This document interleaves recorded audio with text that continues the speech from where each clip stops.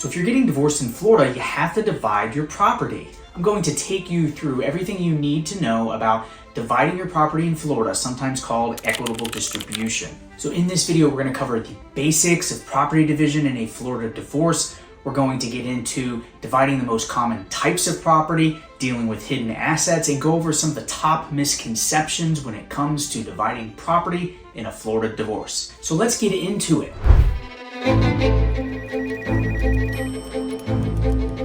So what is equitable distribution? You'll see that term a lot. It's just a fancy legal name for the process in Florida of dividing property. And in Florida, the judges start with the presumption that you divide everything equally, although in theory, one person can get more than half of the property or debts if it's the fair thing to do. An important part about dividing property in a divorce case is knowing what is a marital asset and what is a non-marital asset. This is important because typically the marital assets are divided, whereas the non-marital assets are usually not. The big picture here is a marital asset is almost always something that's going to be received during the marriage, usually from spouses working, and non-marital assets are going to be things that are received from other people, typically an inheritance, or assets that were in existence before the relationship, such as if one party has a house that they owned prior to getting married. So how is property divided in a Florida divorce is a question that I'm often asked. The big picture here is all the property that is marital property is typically divided equally or close to equally.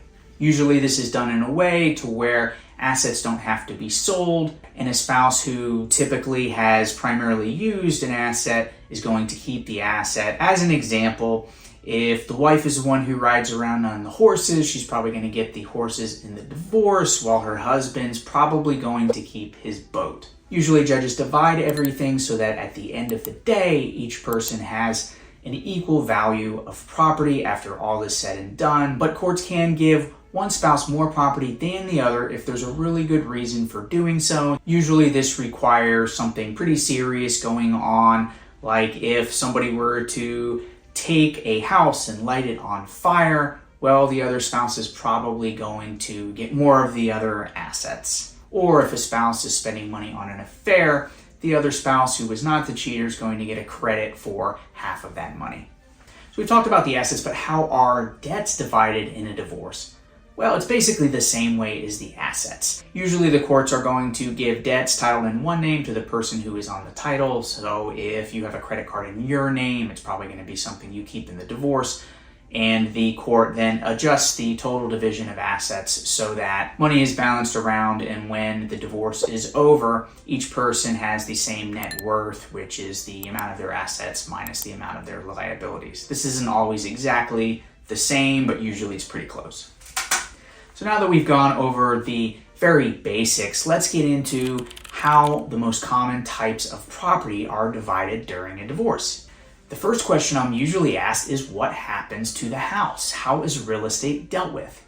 Well, real estate is dealt with like any other asset in the divorce case. It is valued, and then the courts try to divide the real estate so that everybody has the same amount of property at the end of the case. But you might have figured out you can't completely saw a house in half. So what practically ends up happening with most families getting divorced is that either one person keeps the house, or if people can't agree, the house is sold and the parties divide up the money, usually equally or sometimes slightly differently, so that the division of property is balanced. In some economies like this one, it's really important to try to keep the existing mortgage on the home because the rates are a little bit lower a few years ago. And so to allow for this, what sometimes happens in the settlements is a spouse has a period of time, usually 6 months, maybe a year, to assume the mortgage on the home. And if they can't do so, they can refinance the home and buy the other spouse out.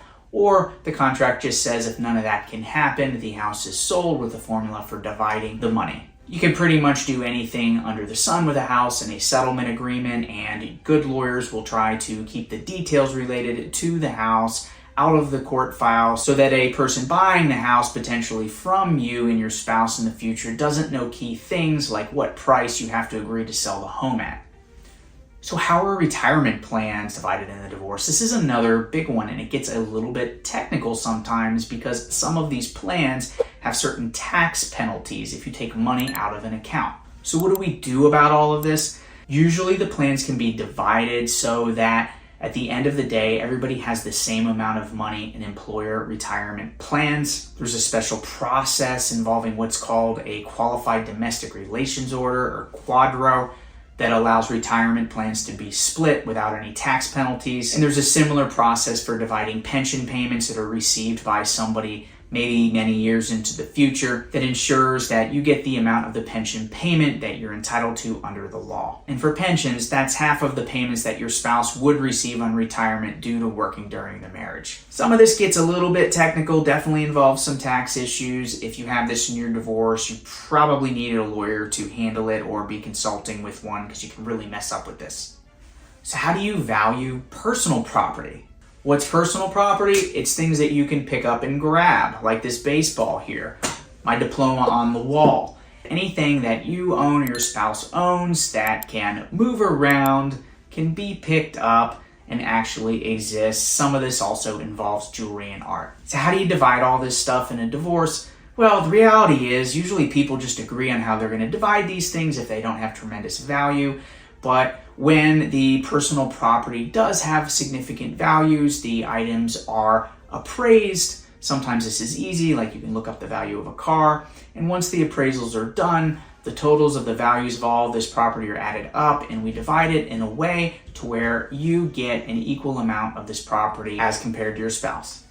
Another thing we get asked a lot about in our practice is, what about a family business or my spouse's business? How is that handled? The valuation of a business is a little bit interesting because it's usually different in a divorce case as compared to selling a business outside of a divorce. In Florida, the law says for most types of businesses that the value of the business is usually going to be the value of the business's assets minus the value of the business's debts. Typically, the courts aren't going to apply any type of goodwill value or a special multiplier of earnings to come up with the value. It's really usually based just on what the balance sheet says the business is worth. Sometimes there's a big fight in a divorce over what certain items on the balance sheet are actually worth. Most of the divorce trials that I see happen usually involve some aspect of that. This comes up usually because assets of a business are depreciated for tax purposes, having zero or minimal value, but the asset actually has some value if the business were to sell it.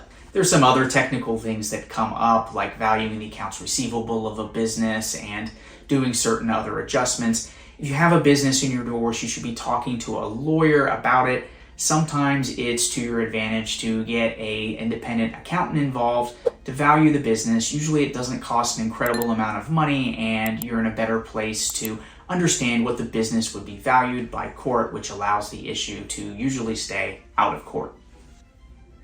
As you're going through dividing property in your divorce case, you really have to pay attention to financial disclosure. You have to make sure that you're properly disclosing your assets, but also, perhaps more importantly, investigate whether your spouse is truly revealing the extent of his assets. Properly disclosing financial assets in divorce is important because if you don't do it correctly, there's a special rule in Florida that allows your spouse to go back and undo the divorce settlement if they later find out you didn't disclose something. Often the level of financial investigation that you do should be tailored to, are you likely to have any hidden assets? As an example, if you and your spouse only have a few bank accounts and would go over your financial statements monthly, looking at all your checking accounts and your credit cards, well, you probably wouldn't be getting divorced, but if you were doing that and you each know what each other has, you might not need to go that far into investigating your spouse's financial disclosure. But if your spouse has always kept bank accounts in their name, not allowed you to see their financial records, well, you're probably going to need to talk to a lawyer about digging a little bit deeper. Sometimes we do things called depositions to where we ask people questions about their assets, even get an accountant involved to look at the bank statements for clues of what might be missing financial accounts. As you're doing your due diligence and hiring lawyers, it's usually to the advantage to have an attorney like me that has an accounting degree that's a little bit more naturally trained to look for this type of stuff.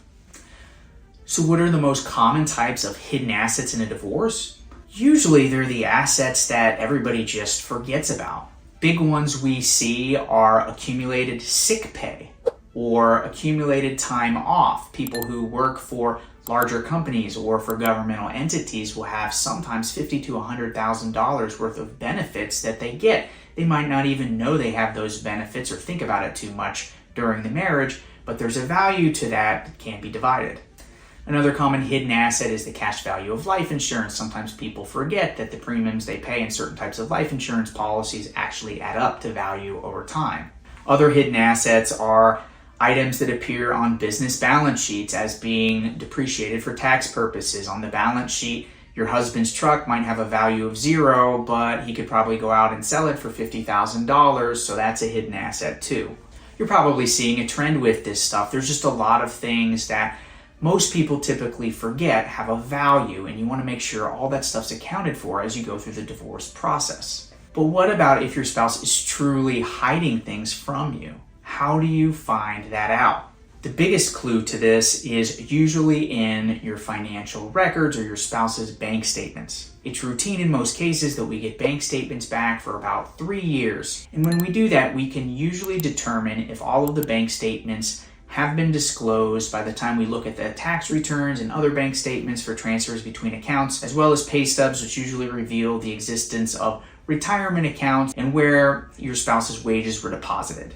So what ends up happening when you look at that several years worth of bank statements is you can find clues to accounts your spouse may not have disclosed. And if your spouse doesn't disclose all of the accounts, sometimes also we find by looking at unexplained transactions, you see a withdrawal from one account that you can't see deposited anywhere else, and that keys you in on there's probably another account out there where that money was deposited. After looking through the couple of years of bank statements, usually there's somewhere between 5 and 100 questions that we need to get answered. Sometimes your spouse's lawyer will be able to answer all of those questions to our satisfaction. Sometimes we have to dig deeper, get testimony from your husband about those assets, send subpoenas to banks to uncover it all, and usually this is only done if the price of the investigation looks like it's going to be worth it in terms of the money that appears to be missing. Now that we've covered the basics of dividing property in Florida divorce, I want to take you through the 3 biggest misunderstandings our clients typically have when they come to us at the start of their divorce case with the hope that you don't get confused or misled by any of this stuff. The number one thing people get confused about is the fact that the title of property doesn't matter in divorce. If all the assets are in your husband's name, you still have a claim to that property, just as your spouse has a claim to all property in your name. It doesn't matter who's on the title. The laws are designed to prevent spouses from avoiding sharing assets in divorce just by putting the bank account or property in their name only. Divorce misconception number 2 is you don't lose your house if you move out before or during the divorce. A lot of people come to me and they think if they move out of the house, they lose all claims to the house in the divorce. They call it abandonment. This may have been the law at some point in time, but it hasn't been the law in Florida in decades. So just remember, if you need to move out of the house, you're not giving up your claim to the house in the divorce. Divorce misconception number 3 is assets can be valued after the divorce starts when the assets appreciate. A big mistake we see people make is not investigating the value of financial accounts as the divorce progresses. This is big when there's retirement accounts. You can have huge swings in the financial market to where you can lose out on hundreds of thousands of dollars, sometimes even more, if you don't value the account and divide it based on the value of the account closest to settlement date. Yes, sometimes it costs a little money to get those updated financial records, but when there are large retirement accounts or investment accounts, you're probably leaving significant money on the table if you don't get those updated bank statements. So I hope you enjoyed this little taste of what is involved with dividing property in a Florida divorce. Check out the resources in the description below. We have several free books that you can download or we can mail to you to allow you to understand how divorce works in Florida from the comfort of your own home. Please like and subscribe if you want more of this information. And if you're at the point where you need to talk to an attorney, my law firm represents clients in South Florida from Vero Beach south to Miami and a few other areas across the state as our firm grows. You can check out the description below for our link to schedule a consultation with myself or one of my law partners. Till next time, good luck with everything.